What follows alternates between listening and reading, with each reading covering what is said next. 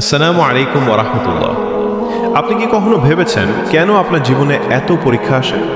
কেন বারবার কষ্ট, ব্যর্থতা আর দুঃখের মুখোমুখি হতে হয়? মনে রাখবেন, আল্লাহ যাকে ভালোবাসেন তাকে পরীক্ষা করেন। এই দুনিয়া জান্নাত নয়, এটি একটি পরীক্ষার স্থান। তাই বিপদ আসলে হতাশ হবেন না, বরং ভাবুন আল্লাহ আপনাকে আরও শক্তিশালী বানাতে চাইছেন।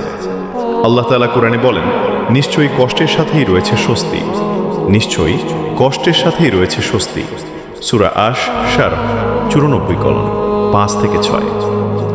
আজ আপনি হয়তো কাঁদছেন, হয়তো মানুষ আপনাকে বুঝছে না, হয়তো আপনার দোয়া এখনো কবুল হয়নি, কিন্তু মনে রাখবেন আল্লাহ কখনো তার বান্দাকে ভুলে যান না। মানুষের উপর ভরসা করলে মানুষ একদিন ছেড়ে চলে যেতে পারে, কিন্তু আল্লাহর উপর ভরসা করলে তিনি কখনো আপনাকে একা ছেড়ে দেবেন না।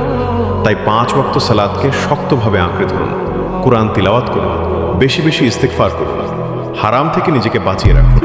কারণ যে ব্যক্তি আল্লাহর জন্য কিছু ত্যাগ করে, আল্লাহ তাকে তার চেয়ে উত্তম কিছু দান করেন। আপনার অতীত যেমনই হোক না কেন, আজ থেকেই নতুনভাবে শুরু করুন। তাওবার দরজা এখনো খোলা।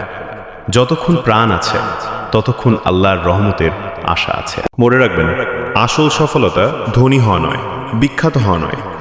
আসল সফলতা হলো এমন জীবন যাপন করা যাতে আল্লাহ আপনার প্রতি সন্তুষ্ট হন এবং কিয়ামতের দিন আপনাকে জান্নাত দান করেন। তাই আজই সিদ্ধান্ত নিন, আমি আমার রবের দিকে ফিরে আসব। আমি নামাজ ছাড়ব না, আমি গুনাহ থেকে বাঁচার চেষ্টা করব, আমি আল্লাহর ওপর ভরসা করব, কারণ তিনি কখনো তার বান্দাকে নিরাশ করেন না। আল্লাহ আমাদের সবাইকে হিদায়াত, ঈমানের দৃঢ়তা এবং জান্নাতুল ফিরদাউস নসিব করুন। আমিন।